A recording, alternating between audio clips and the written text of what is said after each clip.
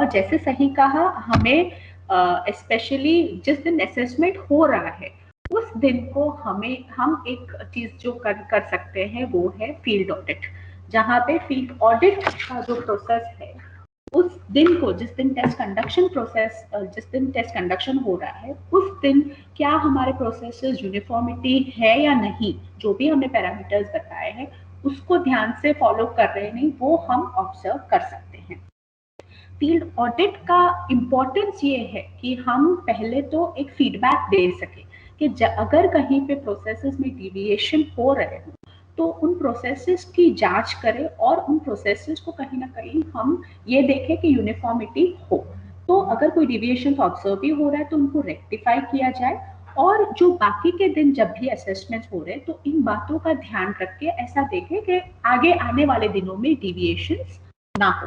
तो basically it is a kind of a feedback जो हम we are giving it back to the system के इस दिन को इस पर्टिकुलर क्लास में शायद ये प्रोसेसेस नहीं फॉलो हुई थी, तो हमें ये ध्यान रख के देखना है कि आने वाले दिनों में ऐसी प्रॉब्लम्स ना आए, राइट। तो जैसे सॉरी मैं आपको कट कर रही हूँ, गरिमा मैम का हैंड रेज है। गरिमा मैम आपके कोई क्वेश्चन है क्या? Yes, ma'am. Actually, I was just about to answer one more question, that we could ask instruction checking questions also to ensure whether the evaluators have understood our ideas and the working process properly or not. And for this field audit also, can field audit be done through cameras, and we can monitor them through this cameras? Good question ma'am. अब that again अगर आप देखोगे board assessment centres में तो कहीं ना कहीं cameras set होते हैं, specially because it's a high stake assessment, so normally cheating के केसेस कैप्चर करने के लिए। But imagine from a state perspective, having cameras in hand and recording something from mobiles. Normally, it is not recommended because it makes the test takers very conscious that they are being observed. So it's a good idea, but however, that discretion to take up set up cameras in the class, visual cameras, CCTVs, etc. That normally is taken by the state. Especially अगर एक बहुत high stake assessment है तो कहीं ना कहीं इन चीजों का भी प्रयोग किया जाता है। But from the perspective of a field evaluator, the field evaluators और वो शायद cameras वगैरह, it is done to check mass क्या बोलते हैं mass cheating etc. अगर जब प्रोसेसेस की बात आती है तो this can be actually at a low cost, you can always check this through just making some random visits, so that ऐसे पता चलता है कि हाँ हमें हमारी कहीं ना कहीं फील्ड ऑडिट होने वाली है प्रोसेसेस की। तो कहीं ना कहीं ये बात जब फील्ड इवैल्यूएटर्स को पता होती है then they are all the more cautious of following the processes, right. So thank you. या got it.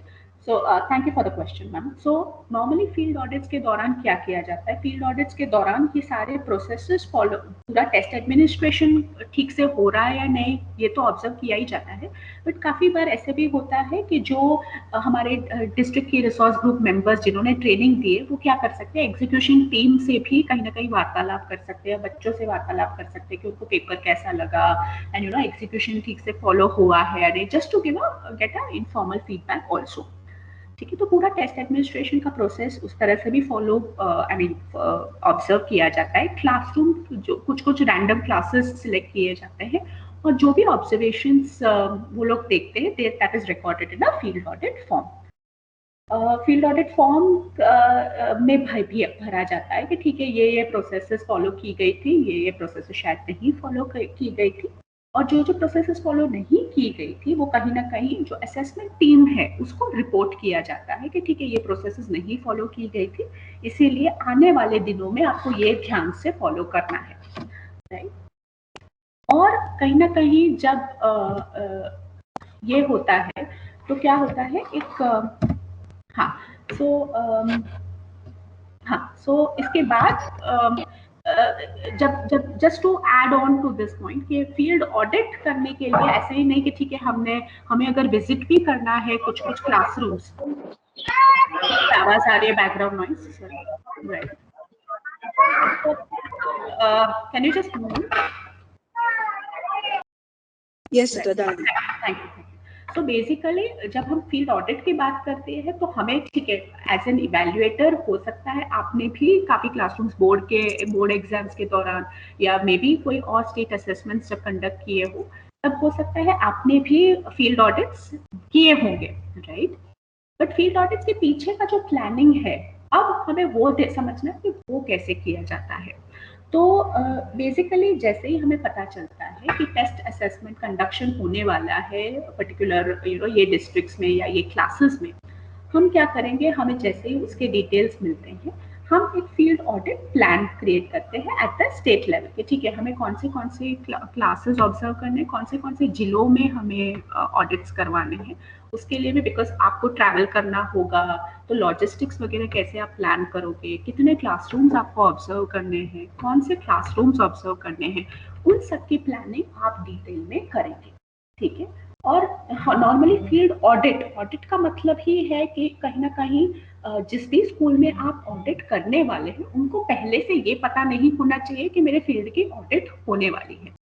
जाहिर सी बात है, इसका आंसर आप सबको पता होगा, अगर पहले से पता होगा तो जाहिर सी बात है कि दिल और भी चौकन्ने हो जाएंगे, और अगर प्रोसेस फॉलो कर भी रहे हैं तो भी करें, नहीं भी कर रहे तो भी करना शुरू कर देंगे। इसीलिए शायद जब आप प्लानिंग कर रहे हैं तो ये बात है कि का भी ध्यान रखना है कि कहीं ना कहीं ये बात लीक ना हो कि आप कौन से स्कूल्स को ऑडिट करने वाले हैं।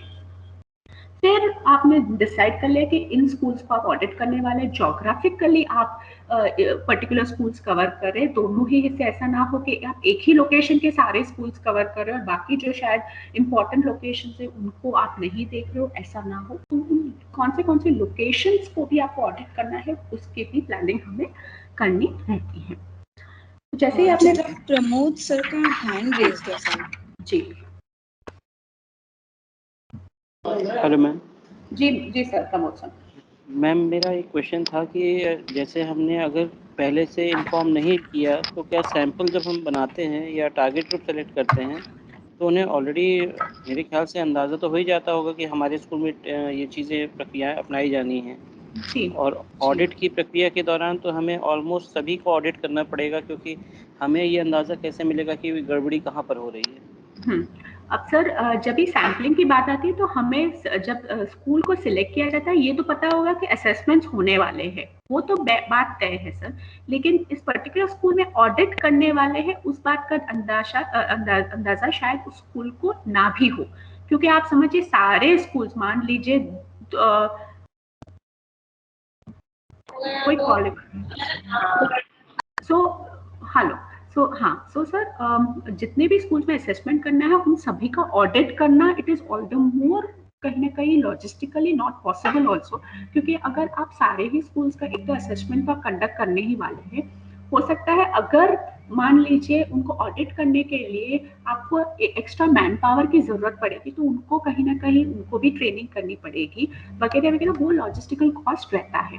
तो सैम्पलिंग के दौरान स्कूल को ये जरूर पता होगा कि हाँ मेरे स्कूल को असेस करने वाले हैं, स्कूल में असेसमेंट कंडक्ट करने वाले हैं, लेकिन ऑडिट करना या ना करना that is again up to the description of the state कि हाँ अगर स्टेट ने बोला कि इस पर्टिकुलर या जब आप लोग प्लानिंग करें कि इस स्कूल में करने जैसा है तो आप करेंगे। अब इससे क्या होगा, कुछ सैंपल स्कूल्स में भी अगर आप ऑडिट कर लेते हैं और ये रिपोर्ट यदि सभी स्कूल्स में जाता है कि ठीक है ऑडिट के दौरान हमने ये एनोमलीज पाई गई हैं, इसलिए जब आप टेस्ट कंडक्शन कर रहे हैं तो इन बातों का ध्यान रखें, तो बाकी स्कूल्स के ध्यान में ये रहेगा और वो प्रोसेसेस फिर ध्यान से फॉलो करेंगे, क्योंकि कल को उठ के हो सकता है उनका स्कूल भी ऑडिट हो, इसलिए वो कहीं ना कहीं it will be adherence to the processes will be much more higher. However, conducting field audits on all the schools may not be a very good idea because there is a lot of logistical implications also. Right? Ji ma'am, पर observers की नियुक्ति अक्सर exams में की जाती है, शायद वो इसी तरह के परीक्षण के लिए होता है कि उसके अलावा ये एडिशनल। एग्जैक्टली तो ऑब्जर्वर्स की परीक्षण इसलिए की जाती है ताकि प्रोसेसेस ठीक से फॉलो हो रहे हैं या नहीं। अगर if it's feasible to take कि सारे स्कूल्स में ऑब्जर्वर्स हो सकते हैं तो वेल एंड गुड। कुछ जहाँ पे जब हमने देखा कि डिविएशंस नहीं हो रहे तो हो सकता है कि वहाँ पे ऑब्जर्वेशंस ना भी हो। So again that is eight the time of जब आप असेसमेंट्स करने वाले हैं, दैट पॉइंट ऑफ टाइम आप ये डिसीजन ले सकते हैं। ओके मैम, ठीक, थैंक यू। तो मैडम जी सर। कभी कभी मैडम ये ऑब्जर्व अभी अपने कई आमतौर पर देखा गया है कि ऑब्जर्वर की यहाँ पर नियुक्ति है और कहाँ पे ऐसे असेसमेंट होते रहते हैं, तो वो ऑब्जर्वर लास्ट में बोलते हैं कि बताओ मुझे कहाँ पर साइन करना है, क्या क्या वो करना है, वो आके अपनी फॉर्मेलिटी पूरी कर जाते हैं और साइन कर जाते हैं। तो फिर ऐसे ऑब्जर्वर से फिर अपन को क्या रिलायबिलिटी मिलती है, फिर कैसे अपन उसको फॉलो कर सकते हैं? बिल्कुल सर, तो इसीलिए जब आप इवैल्यूएटर ट्रेनिंग कर रहे हैं सर, तो स्पेशली जब आप असेसमेंट्स कंडक्ट करते हैं, उनकी समझ को सर, उनके बिहेवियर को भी आप कहीं ना कहीं उसको नाप सकते हैं सर, जब आप इवैल्यूएटर ट्रेनिंग दे रहे हैं तब। तो कहीं ना कहीं अगर आपको ऐसा लगता है कि इवैल्यूएटर में शायद वो रुचि नहीं है, वो पैशन नहीं है कि इस पर्टिकुलर काम को वो ले सके, तभी आप उस इवैल्यूएटर को उस सिस्टम से, मे बी उस प्रोसेस से आप उसको हटवा सकते हैं। बट हाँ, ऐसे केसेस में अगर कभी ऐसे ऑब्जर्व भी किया गया है कि फर्स्ट डे को आपने उसको देखा कि वो पर्टिकुलर लगाव से नहीं हो रहा है काम वगैरह, और आपको उसकी रपट मिल जाती है, तो इस केस में आप उसको you can call him off and you can tell him that this is what we have observe. अगर दिलचस्पी है तो आगे बढ़े, वरना किसी और को उस पर्टिकुलर लोकेशन के लिए आप रिप्लेस कर सकते हैं। So that's a very good question, जो कहीं ना कहीं ऐसे ऑन द स्पॉट डिसीजंस भी आपको लेने पड़ सकते हैं sir, based on your field observations. Hello जी सर। जी मैम, जब अपन उस ऑब्जर्वर को रिप्लेस करेंगे तो जी। इसका मतलब ये है कि हमें और ज्यादा इवैल्यूएटर को ट्रेनिंग देना होगी, एक्स्ट्रा इवैल्यूएटर रखना होंगे। Very good sir. आप क्या करोगे, जब भी आप ट्रेनिंग दे रहे हैं सर, जब भी आप इवैल्यूएटर ट्रेनिंग दे रहे हैं, तो कुछ बफर्स, स्पेशली 10 to 15, इसके हिसाब से नॉर्मली हम एक्स्ट्रा इवैल्यूएटर्स तो ट्रेन करते ही हैं, राइट, ताकि that is a very good part of the planning process. कि अगर मान लीजिए कोई evaluator, not only in this case, अगर कोई इवैल्यूएटर बीमार हो गया मान लीजिए, तो क्या हम असेसमेंट प्रोसेस रोक देंगे उस पर्टिकुलर स्कूल के लिए? नहीं, राइट। तो इन केस में एक एक्स्ट्रा हो सकता है, अगर कॉस्ट इफेक्टिव ना हो, या इन दैट केस अगर कोई इवैल्यूएटर ना भी पॉसिबल हो, तो इन दैट केस हो सकता है जो डिस्ट्रिक्ट की रिसोर्स ग्रुप के मेंबर है या उनके जो सीनियर्स जिनको ट्रेन किया गया है, they may have to be replaced by the field evaluators. कभी कभी प्लानिंग में हम ये भी देखते हैं कि अगर मान लीजिए कुछ एक्स्ट्रा इवैल्यूएटर्स ट्रेन करके भी रखते हैं कि अगर जरूरत आन पड़ी तो इन इवैल्यूएटर्स को हम फिर फील्ड इन्विजिलेटर्स की तरह या इवैल्यूएटर्स की तरह हम उनको ले सकते हैं। And that is taken care at the time of evaluator training itself, और वो प्लानिंग हमें उससे पहले करनी होगी sir. I hope I answered your question sir. ठीक है, क्विकली हम जो फील्ड ऑडिट की जो प्रोसेस है वो एक बार क्विकली देख लेते हैं सर। तो बेस्ड ऑन द सैम्पलिंग के आधार पर हमें जो एग्जीक्यूशन प्लान, हमने थोड़ा हमने डिस्कस तो किया था आगे स्लाइड में, बट बेसिकली एक एग्जीक्यूशन प्लान हमें रेडी करना होगा, जो टेस्टिंग डेट्स है, सब्जेक्ट्स है वगैरह वगैरह, कि कौन से सब्जेक्ट्स टेस्ट हो रहे हैं, कौन कौन इन्विजिलेटर्स होगा, वो सबकी एक सूची बनानी जरूरी है। उसके बाद हम क्या कर सकते हैं, अब ये प्रोसेसेस हमने एक पर्टिकुलर प्रोजेक्ट को ध्यान में रखते हुए बनाया है, लेकिन अगर आप भी ऐसा कोई प्लान बना सकते हैं तो वेल एंड गुड, ये सिर्फ एक सैम्पल प्लान है, ठीक है। उसके बाद बेसिकली जो टेस्टिंग प्लान के हिसाब से जिन जिन स्कूलों में टेस्टिंग हो रहा है, उसके बेसिस पे एक फील्ड ऑडिट प्लान तैयार किया जाएगा, जिसके बेसिस पे एक या दो मेंबर जो टीम के लोग होंगे, वो बेसिकली जो भी निर्धारित लोकेशंस होंगे वहां पे वो टीम विजिट करेगी। सो मान लीजिए लोकेशन 1 है, तो हमने ये तय कर लिया कि इन्विजिलेटर 1 और 2 इस पर्टिकुलर लोकेशन में इस पर्टिकुलर ग्रेड्स को ऑब्जर्व करेंगे। सो वो जब हम प्लान कर रहे हैं तो वो डिटेलिंग हम प्लान में मेंशन करेंगे।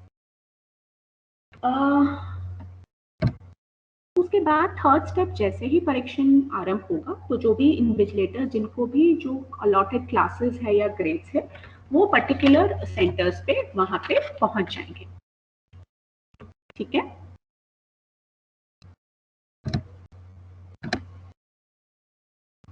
जाहिर सी बात है कि टेस्ट कंडक्शन प्रोसेस का जो प्रोसेस होगा, उससे पहले ही हमारी जो टीम होगी, ऑडिट टीम, वो वहां पहुंच जाएगी और वो पूरा प्रोसेस जो चल रहा है वो उसको ऑब्जर्व करेगा। कहीं ना कहीं जो प्रोसेस चल रहा है उसको इंटरफेयर नहीं करेगा, राइट। और कहीं ना कहीं जब वो प्रोसेस चल रहा है तो क्लासरूम के कोने में बैठ जाएगा, just he will be an observer, right. तो जब तक बहुत ही विपरीत से परिस्थिति ना खड़ी हो, बहुत ही डायर सर्कमस्टेंसेस ना आ जाए जहाँ पे बहुत क्रिटिकली उसको इन्वॉल्व होना पड़े, तभी वो अपना इंटरफेयर करेगा, वरना वो सिर्फ एक ऑब्जर्वर है, उसको देखना है। एंड लास्ट स्टेप जो वो करेगा कि जैसे ही जितने भी केंद्रों के द्वारा जितने भी सेंटर्स पे उसने ऑडिट किया है, उसको बेसिकली एक जो भी फाइंडिंग्स, जो भी ऑब्जर्वेशंस उन्होंने देखे हैं, उसको एक फील्ड ऑडिट फॉर्म के माध्यम से कैप्चर करेगा, और जो भी असेसमेंट करता है, जो भी असेसमेंट कंडक्ट करवा रहा है, उसको वो फीडबैक देगा कि इन पर्टिकुलर लोकेशंस पे फॉलो हो रहा है, नहीं हो रहा है, ये डिविएशंस पाए गए हैं वगैरह वगैरह। और last but not the least, हो सकता है कि ये जो फील्ड ऑडिट के जो ऑब्जर्वेशंस एक रिपोर्ट के माध्यम से इनको कैप्चर किया जाए, जिसके माध्यम से जो बेसिकली आने वाले जो भी असेसमेंट्स हो रहे हैं, तो किन किन बातों का ध्यान रखा जाना चाहिए, उनको एक फॉर्म में कैप्चर किया जा सकता है। क्या सही था, क्या सही नहीं था, बेसिकली वो अगर बातों पे ध्यान रखा जाए तो एक फील्ड ऑडिट रिपोर्ट का जो यूज है वो सभी के लिए, जो भी स्टेक होल्डर्स हैं, उनके लिए बहुत ही इम्पोर्टेंट हो सकता है, राइट। तो ये रहा, ये करने के बाद हम बोल सकते हैं कि ठीक है, यूनिफॉर्मिटी इंश्योर हो गया है, नहीं हुआ है, सो दैट आगे वाले प्रोसेसेस को हम ध्यान से फॉलो कर सकते हैं। चित्रा, टाइम चेक देना चाहूंगी जी मैं जी, that's the last slide, right. So अब यहाँ तक होने के बाद अब हमारे जो आगे के प्रोसेसेस हैं उनको हमें ध्यान से फॉलो करने होंगे। तो जो आगे के प्रोसेसेस है वो संजय जी अभी हमें बताएंगे। यहाँ तक यदि कोई भी प्रश्न है तो हम क्या करेंगे, अभी के लिए चैट बॉक्स पे हम प्रश्न डालेंगे। मुझे याद है किसी एक सर का एक प्रश्न था जो मैं एड्रेस करूंगी टुवर्ड्स द एंड, हमें टाइम होगा, but nevertheless I will still answer the question in the chat box. Feel free to put down your questions on the chat box. अभी के लिए अगर कोई भी प्रश्न है तो हम एक लास्ट 2 मिनट लेंगे एंड हम आगे बढ़ेंगे। 2 हैंड रेज हैं, अनूप सर और राजीव सर का। जी जी जी, अगर जी, हम 2 मिनट में कर सके। जी जी जी, मैडम अनूप शर्मा। जी अनूप जी बोलिए। मैडम जो इसकी पहले की जो स्लाइड थी उसमें लिखा गया था विपरीत परिस्थिति। तो जहाँ तक मुझे ध्यान है, जितना मैं सुन पाया हूँ, कल और आज में हमने किसी विपरीत परिस्थिति के संबंध में ना तो कोई बात की, पेपर बनने के बाद से लेके और बाकी सब बातें की है, लेकिन जो महत्वपूर्ण बिंदु है वो है विपरीत परिस्थितियाँ। जी जी, करवा चुके हैं, जो परेशानी ऐसे बहुत सारे बिंदु हैं जो शुरू में लगता है कि जरूरी नहीं है, लेकिन बाद में उन्हीं के संबंध में हम अटकते हैं। जैसे आपने अभी बताया था हरियाणा का, कि वो मेल फीमेल के संबंध में कोई जानकारी निश्चित नहीं थी, लेकिन बाद में जब इस तरीके से डेटा इकट्ठा करना था तो उसमें परेशानी आई। तो ये परिस्थितियों के संबंध में कब सोचेंगे और कब करेंगे, थोड़ा सा जी जी। तो विपरीत परिस्थिति का एक एग्जांपल दे सकती हूँ। हरियाणा का ही केस था सर, जब वहाँ पे मुझे एक पर्टिकुलर लोकेशन पे फील्ड ऑडिट करने को बोला गया था। मैं सुबह को पहुँच गई थी। अब मैंने वहाँ पे देखा कि मैं जैसे ही दूसरे क्लासरूम में गई तो टीचर्स जो थे, जो सॉरी आई शुडंट से the word teachers, but they were field invigilators, I am not sure if they were teachers. तो उन्होंने क्या किया था, बिकॉज ये हाई स्टेक असेसमेंट था, तो बच्चों को आंसर्स पढ़वाना शुरू कर दिया था उन लोगों ने। तो जैसे ही हम क्लासरूम में आते तो may be they were engaged in just standing, but जैसे ही हम क्लासरूम से बाहर जाते तो कहीं ना कहीं प्रॉम्प्टिंग शुरू हो गया था। तो सर ये बहुत विपरीत परिस्थिति थी जहाँ पे हमें बोलना पड़ा कि आप ऐसा करेंगे तो मैं इस क्लासरूम को असेसमेंट से हटवा दूंगी। और बिकॉज ये असेसमेंट हाई स्टेक था तो कोई भी क्लासरूम का ड्रॉप होना स्टेट के लिए भारी नुकसान हो सकता था। तो ये केस क्या था जहाँ पे मुझे तो बोलना ही पड़ा कि आप इस तरह से चीटिंग नहीं करवा सकते, बच्चों को आंसर्स नहीं बोल सकते, राइट। तो दैट्स द टाइम जब आपको बोलना ही पड़ेगा कि ऐसा नहीं कि ठीक है मैं ऑब्जर्व करेंगे और मैं चाहती हूँ तो मैं रिपोर्ट अगले दिन, बट उस दिन that's a very critical decision that I have to make. Either I can allow कि ठीक है चीटिंग अलाउ करूँ, या तो फिर मैं ये बोलूँ कि नहीं यार चलने देते, फिर अगले दिन मैं बोलूंगी। तो अगले दिन में फिर वो परिस्थिति में कहीं भी चेंज नहीं है। तो मैंने फिर ये किया था कि उसको बोला था, बाद में भी वापस वो जारी था। फिर मैंने ये किया था कि मैंने टीचर को ही बोला कि आप क्लासरूम से बाहर चले सॉरी जो भी इन्विजिलेटर था सॉरी उसको बोल दिया था कि आप क्लासरूम से बाहर ही चले जाए, we will take care of this. फिर उनको उनकी रपट फिर हमें आगे देनी पड़ी कि ये पर्टिकुलर इवैल्यूएटर आगे वाले असेसमेंट आगे के असेसमेंट में भाग लेंगे। ठीक है।